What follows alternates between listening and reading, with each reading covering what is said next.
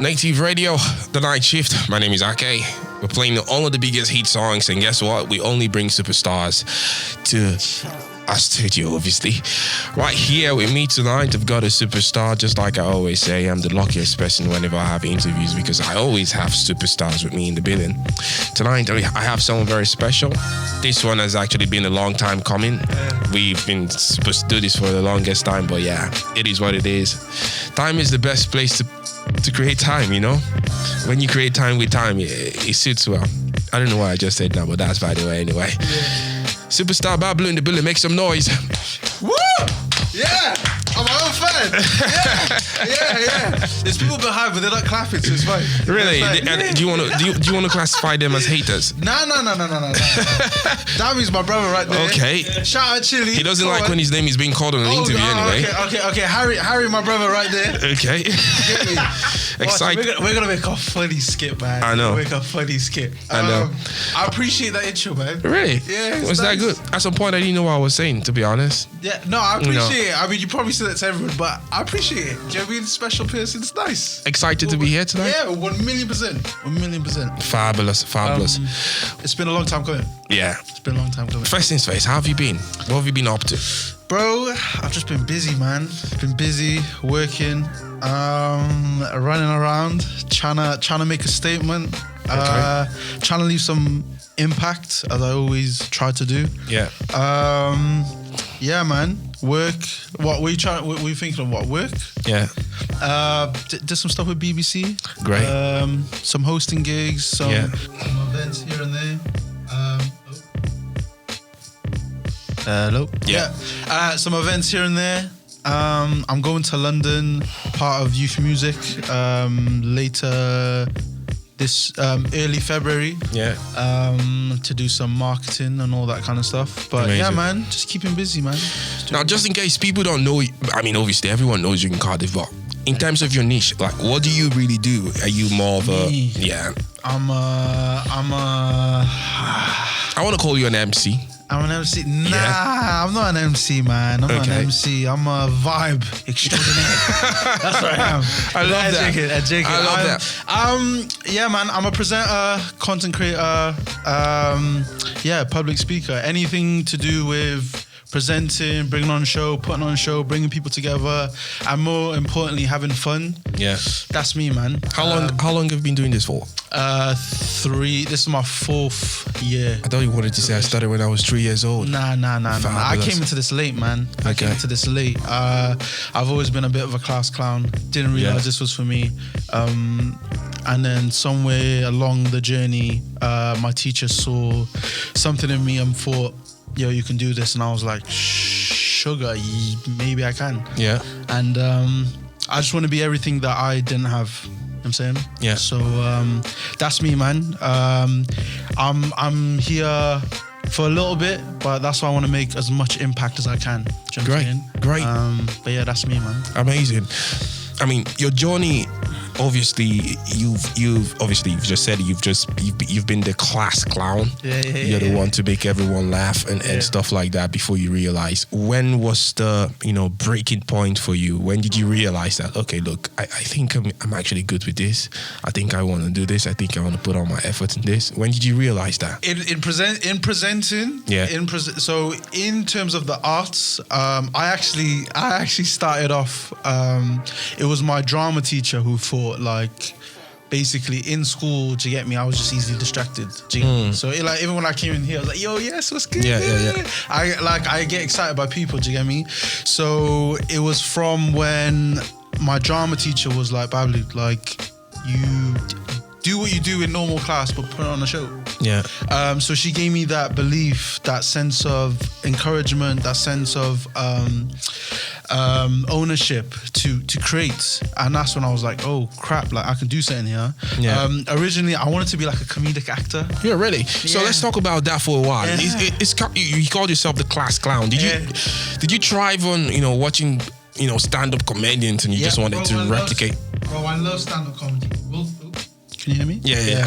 Stand-up comedy is my like thing. That's what I do in my leisurely time. I love watching good stand-up. But when I was a kid, like Fresh Prince of Bel-Air was my thing. Yeah. That was my thing. Like I loved. You're a big Will Smith fan. Yeah. Huge. Will Smith's my hero. I could probably quote you anything by Will Smith. Really? Yeah, man. What's your favorite line? Favorite line? All time Will Smith. His book. So he does a lot of like guest. Like he goes on a lot of shows and a lot of talk shows, and he always has words of encouragement. And he's a great public speaker. But one of the things that he talked about recently was he did a talk on fear. Yeah. And he basically said that fear is not real. Like it's not real. He went skydiving with his friends, and he basically said fear is not real. Danger is real. Like if a lion came in, 100%. That's sorry. Yeah. That's real. But fear, that's premeditated in your head. Like if you're going to do something tomorrow, why are you scared today? Yeah. Why are you scared an hour before? Yeah. Why are you scared in the car leading up to the roller coaster? Nothing's happened. You're good. And it's like one of the things that he said the other side of fear is bliss. Like it's bliss. It's like, oh my days. Like think about all the things that you were scared to do, and then you do it, and you're like, oh my days. Like I feel bliss right now. So you're saying fear is an illusion? Somewhat. Yeah, somewhat. 100%. 100%. I, on the other hand, for me, I kind of encourage it to an extent. Fear, failure is kind of similar to me. That's how I look at it. Like I said, danger is a different concept, but fear in terms of doing things that are outside of my comfort zone or a bit hard. Yeah. I encourage it. It helps you grow. Yeah, exactly. Because I was going to ask you at some point of the interview what your greatest fear is, but obviously now I've just realized that fear doesn't exist in your world. No, fear exists. Oh, okay. Of course it exists. Are you mad? Of course it does. Bro, if I didn't have fear, I wouldn't be doing what I'm doing today. Like, as honest as I can be, like, I want to make an impact. Yeah. I have a desire to be the best version of myself. And if I don't, I'm like, crap, I'm losing. Everyone has a fear in some sense, whether it be professional or personal. Yeah. Whether that be like being an older brother, being a good husband, being a good sibling, being a good friend, do you know what I'm saying? Mentor, all of those things. Everyone has a fear of failure in some sense. Is that your greatest fear, failing? My greatest fear is not filling my potential, not trying my hardest in everything that I put a passion and that I hold dear to me. So my family, my friends, helping people. My fear is, just not being the greatest person that I can be. And what's the greatest person you think you can be? Just keep trying. Yeah. Keep trying. I think the day I stop trying is the day I'm not me. So this is going to sound very cliche anyway, but I mean, I obviously want to know this. You speak about doing stuff for impact and how much you want to be impactful to the next generation, to people around you and all of that, right? Let's say in the next 10 years, where do you want to see yourself? What do you want to be like? What do you see when you close your eyes and when you visualize stuff for yourself? What's that about? I don't know why, bro. I'm just imagining me sleeping. I'm just there at night. It's just like smiling and stuff. What do I see? So I'm gonna break it up. I think in the next 5 years, I'm gonna do. In the next 5 years, I hope to have like my own show of some sort. Yes. Some sort. Like a talk show, a live talk show with an audience, live audience, that kind of thing. I'd love to do that. And just, vibe, connect, make sure people know what they're coming in for, have a good time to listen, to engage, to learn, all that kind of stuff. But in 10 years' time, hopefully I can strip it back down and just do talks. I want to do a lot of public speaking, motivational talks, just to help people on their journeys, young people reach their potential. Like I said earlier, I was one of those people that I didn't really understand that I had a potential, and it was my teacher who kind of helped me within that. Like,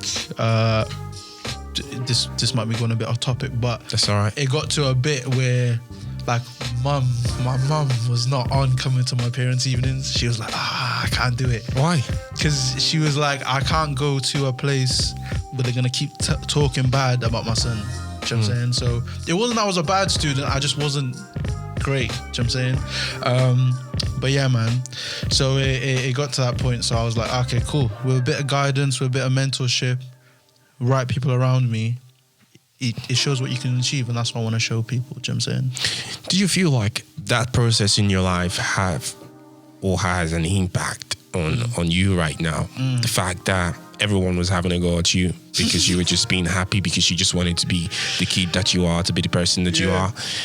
How much of an impact did all the talks and all the comments? I mean, your mom, just like you said, wouldn't want to come for you, stuff like that. Firstly, I love my mom. I love my mom. She get me. Shout out to all the moms out there. She only did it because she just wanted the best for me. You know what I'm saying? To anyone listening, understand if your parents are harder than you, they want the best for you, regardless of. Especially if you have ethnic parents, they show in a way that you don't really understand. But it was hard. But it made me who I am today. You know what I'm saying? It made me resilient. It made me understand. It made me find a way of who I want to be. You know what I'm saying? So, yeah, it had a huge impact. It's one of those things that if it didn't happen, I wouldn't be where I am today. And shout out to my teacher, Miss Lynch. Like, again, without her, I wouldn't be doing what I'm doing. So amazing. Yeah, man. Now, so realizing that, look, now I can do this. I've got all the mentorship I required. I'm good enough to be in the spotlight. The industry in Cardiff and the kind of work that you do, with presenting and working with BBCs and all of that stuff. How are you finding it? How have you grown? What's the possibilities in it? What's the negativity in it? What do you try to kick off the list if you have the chance to? Wales as a whole is a underrepresented gold mine. There's so much talent here, but not enough spotlight. I said for the last 2 years, one of the things that Wales has been missing is media outlets. You've got your mainstream ones, but you haven't got your sub, do you know what I mean? The underground ones. Yeah. So you guys have just come about, and I found you guys out last year sometimes. Yeah. And it's like, we need that. Clack come out last year. We need that. IBY doing stuff with Cardiff City. We need that. Do you know what I'm saying? The thing with Cardiff is there's so much here, but not enough spotlight on the people that are here. Do you know what I'm saying? And that's it, man. Like, we're good, but I just feel like people need to show themselves more. If you're a creative, create yourself. Good, it's good going to other platforms, but make sure you create and show what you can do by yourself. Do you know what I'm saying? If you're a musician, you're an artist, do you know what I mean? You're a photographer, videographer, whatever it is, showcase your craft, man. Yeah. And I'll always be an advocate for that. Yeah. So taking ownership of what's yours. Amazing, true talk. And in terms of, pushing this market to the next level, you're one of the front runners. You're trying to, obviously in all the events, doing red carpet shows and stuff like that. What are the things you wish was done earlier? What are the things you wish would have been done immediately? Right now? What do I wish that's been done right now? Bro, I guess it's the same as before, man. Yeah. I just want people to keep creating. We need more media outlets. We need more content. We need more platforms. And I think that's a better answer, I think. More platforms. Because it'll uplift all of us. Yeah. So I'm saying, like, Cardiff's the heart, but Wales is such a big scope. You got Swansea, you got Newport, you get me? Like, you got loads of places in North Wales. Like, it's such a huge country, but there's such a disparity between us, and we need that. And we need to showcase that there's so much interconnectivity. Yeah. So that's what I would change and advocate for. Great. That's really brilliant, to be honest, because that's what I always, I think about this stuff and I'm like, okay, am I the only one thinking about these things? Are these things not obvious? And you talking about it just makes me realize that, okay, good, you're not crazy. These are the things that's supposed to be done and it should be done. Yeah. Do you have bad days when you host shows? Do you struggle sometimes? Do I have not when I host? I don't have a bad day when I host. Obviously, I have some stresses, but I love what I do. None of the stresses, just in case. I stress. Like, obviously, like if a show's not going to plan, because sometimes things will go wrong, and that happens. Sometimes you'll deal with people that might not resonate with you. Is there any particular one you can remember? that you feel like, oh, on this day, I hosted this show and this happened? Nothing I wanna say. But like, there has been some times where I've been on stage and I'm hosting and I've made a joke or whatever, and someone hasn't responded well to it, and you have to find a way to make them laugh or make the other people laugh, so that it makes everyone in the room feel comfortable, because sometimes there'll be a bit of tension. Yeah. But man, some good times. It's good, bro. Hosting's fun. Fun. But yeah, of course, the stress is, yes, I have bad days, but not when I do my work. I genuinely love what I do. It's something that fuels me. It serves as a purpose for me. Like, it's one of those things that I genuinely feel happy knowing that people feel happy. Amazing. Even if I'm in the background and I'm seeing a bunch of people dancing and all that kind of stuff, or they listen to an insightful conversation, I know I've done my job. Do you know what I'm saying? So bad days in terms of, I have personal bad days, but I don't have bad days in terms of work. Amazing. Yeah. That's great stuff. I mean, I obviously know what I'm asking, because like sometimes, some days are not just, even in football, in sports and everything, some days you have a bad day, and sometimes you just want to, I don't think I'm good enough for this. Do I want to do this? Do you think this is for me? No, 1,000,000%. And like I said, I think for me, the question is separate. Do you know what I'm saying? Because for me, of course, who was I talking to about this the other day? I can't remember, but I was talking to someone the other day about this, about essentially anyone who thinks that they're good at something, or anyone who's pursuing a dream or a goal, or aspires to be something bigger than or greater than, you will always have those bad days. You're not doing it right if you don't feel like that. You will come to a point of feeling lonely, of feeling underrepresented, of feeling you can't, because you're the only one doing it. Yeah. Do you know what I'm saying? You haven't got a blueprint. You haven't got anyone to turn to. And if you do, they won't understand, because they haven't lived what you've lived. Yeah. Right? And it's like that. And we, like I said, we're in that position now where, like, even me, myself, like, thank God, I'm doing all right. But, like, I'm still getting to a point where I'm like, like, for how long though? Do you know what I'm saying? It happens, but that's part of the nature. Like, success and achieving your dreams is a lonely, scary, dark place, and you have to understand how important your self-talk is. And how do you? Sorry to cut you, but what do you mean? It's a lonely, dark place? Because I resonate what you're saying at the moment, because I always have this thing in my head that if you've not felt stupid about doing what you're doing, if you've not felt stupid, I mean, I don't think you're doing the right thing. Do you know what I mean? If you've not sat back and asked yourself, like, I'm just wasting my time. Well, look, like I said, the reason you're having this crisis, if you want to call it that, is because you haven't got the blueprint for it. Like, who else is Ake? Yeah. Do you know what I'm saying? Like, who are you meant to follow? How? It's not an easy, right, you climb the ladder, you do this. Because situations are different. Pressures are different. Family is different. Dynamics is different. There's so many added pressures to you as a person that are different. Wow. And it's not just here. It's not just in a media sense. It's in every sense. There's people who are trying to climb up their own personal, professional ladder, and they can't. Do you know what I'm saying? They're trying to go down, a dentist route, a doctor route, and all that kind of stuff, because no one in their family has done it, or no one's achieved a degree. They haven't got the blueprint, and that's why we get that selves. But at the midst of it, it's like our self-talk is so important. It's understand what are we feeding ourselves. Do you know what I'm saying? Like, what are we telling ourselves? Like, if we start telling ourselves that we can't do this, or we're gonna start to believe it. Do you know what I'm saying? But it's like, it's important to understand that so obviously I'm Muslim, innit? But like, there's this saying where it goes, with hardship comes ease.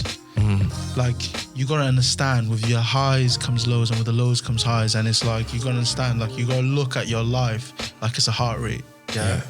It goes up and then down. But how do you handle the times when you're down and you feel like it's the worst time? Like, I'm just saying, I'm just from a wider perspective for everyone. For me personally, if I'm down, I literally retract. I take time to myself and I ask myself some questions. How am I feeling? Why am I feeling? What is occupying my mind right now? What do I want to do? And is what I'm doing aligning with what I want to do? You saw earlier this year, everyone's doing vision boards and goals and stuff like that, which is great, right? But like a lot of it is like, okay, but what are you actually like? Does that actually align with who you are as a person? Does that make sense? So for me, every now and then, like especially like trying to achieve or work towards a goal that you're like passionate about, it gets very messy. Do you know what I mean? It gets very messy in the sense that you're constantly working. You're not looking after yourself because you're looking after other things, external things. Yeah. So what you need to do is take away that step and retract, take a day, take 2 days to yourself and think about what it was that you loved when you were younger that got you into that first place in the beginning. For me, I love writing. Yeah. I love watching comedies. I love doing all the things that I do now, but to myself. Have a good laugh. That's it, 1,000,000%. And it's like, even those questions, like, it makes you answer, rah, where am I actually at? Like, if I'm feeling something, why am I feeling this? Yeah. If I'm anxious, why am I feeling anxious? What's causing it? Do you know what I'm saying? Yeah. What am I doing right now that is making me feel anxious? Am I stepping out too much outside my comfort zone? Am I taking on too much pressure?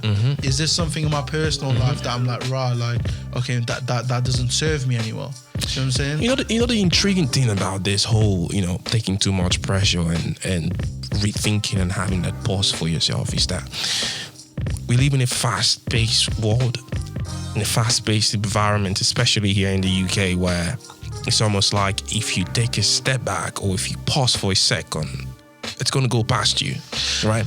And people don't understand the reality of, this is my present situation. This is now. This is where I am now.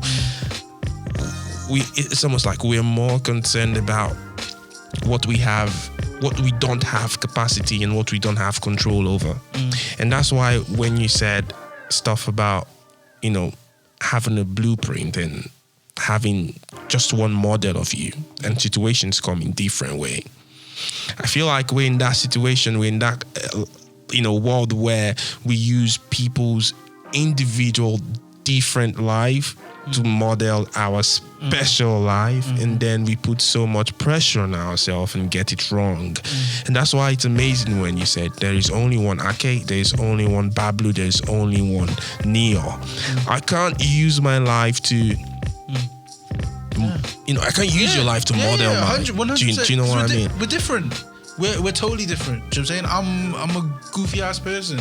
And it's like, ain't no one goofier than me. Yeah. And that's fine with me being me. Do you know what I'm saying? But it's also within that, in regards to what you were saying earlier, people feel like that they're missing something. Yeah. Bro, the reality of life is you're always going to miss something. And that's why you got to be present in what you're already in right now. Yeah. Like, there's so many other aspects of life that you got to understand that you need to be grateful for.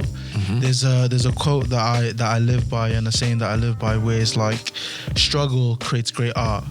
And art is what connects us. Now, struggle is in the sense that, bro, you might need to take 2 months out, 6 months out, 1 year out. But the stuff that you come out with after that, when you create, you connect with people. Yeah. People will resonate more to you. People can understand when you're not being authentic. Yeah. They'll know. They can feel it right here. But when you are being authentic, they know, I can sense that that guy can relate to me on a level. And it's like, some of us need to understand that we need the breaks. We're not robots, we're humans. Exactly. We need that. And it's like I said, it's one of those things where, especially when it comes to our art or our projects or our passions, like, bro, when you're a kid, you're like, oh, do you want to draw today? No, I don't want to draw. I want to twirl around in a circle. Yeah. Bro, you'll do that. Do you know what I'm saying? Because that's what you enjoy doing. So now we've put on an extended pressure to ourselves when we don't need to do that. If anything, we need to do what we need to do, take a step back, reflect, and enjoy life. Amazing stuff. I'm going to let you go now, Bablu. I mean, I could do this over and over and over and over again. And obviously, we're expecting more from Bablu. Just in case you want to know, Bablu will be doing great stuff with us pretty soon. This is just our first encounter, and we're going to have more encounters moving forward. Thank you so much, mate, for coming through. And don't forget to follow us on all social media platforms, Facebook, Twitter, Instagram, at Native Radio Now. Click the subscribe button and be a part of our family. Bablu, do you have anything to say more? Love. Big love, big love, big love. Keep believing in yourself. Keep doing your thing. Tune into my show, Native Radio. Soon to come. Soon come. I will see you soon. All right. Thank you so much, bro.